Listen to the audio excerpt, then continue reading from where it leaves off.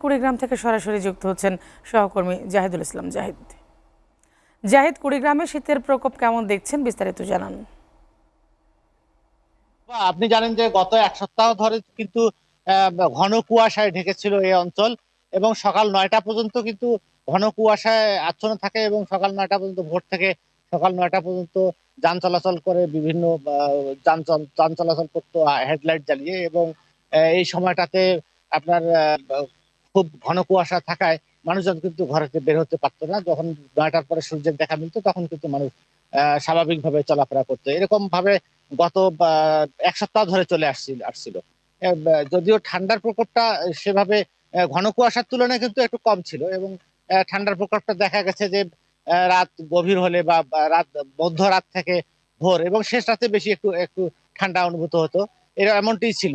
আর আজকে একটু ব্যতিক্রম হয়েছে যে একটু আজকে কিন্তু সকালবেলা ওইভাবে ঘন কুয়াশাটা ছিল না, একটু কমে গিয়েছিল, এবং স্বাভাবিক তাপমাত্রায় আছে। আর এর মধ্যেই আপনার ধান মাড়াই কাটাই চলছে, মানুষ স্বাভাবিকভাবে আজকে কিন্তু বের হতে পেরেছে, এবং তারা ধান মাড়াই কাটাই করতে দিনমজুর শ্রেণীর মানুষরা ব্যস্ত সময় পার করছেন, এবং সবজি চাষ চলছে।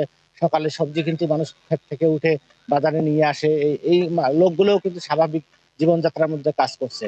আর আমি এই আহ, পূর্বাভাস সম্পর্কে রাজারহাট কৃষি আবহাওয়া পর্যবেক্ষণ কেন্দ্রের ভারপ্রাপ্ত কর্মকর্তা সুবল চন্দ্রের সঙ্গে কথা বলেছি। তিনি আমাকে জানিয়েছেন যে আজ সর্বনিম্ন তাপমাত্রা কুড়িগ্রামের সর্বনিম্ন তাপমাত্রা রেকর্ড করা হয়েছে 17.6 ডিগ্রি সেলসিয়াস। তো আমি আরো জানতে চেয়েছিলাম যে এই পরিস্থিতিটা কতদিন থাকবে, কেমন থাকবে, বা ঠান্ডার বিষয়ে আরো কিছু মানে আগাম বার্তা সম্পর্কে জানতে চেয়েছিলাম। তো তিনি তখন বলেছেন যে 1-2 মিনিট হেরফের হতে পারে। এই ছিল আমার কাছে আহ শীত নিয়ে সর্বশেষ তথ্য। রূপা।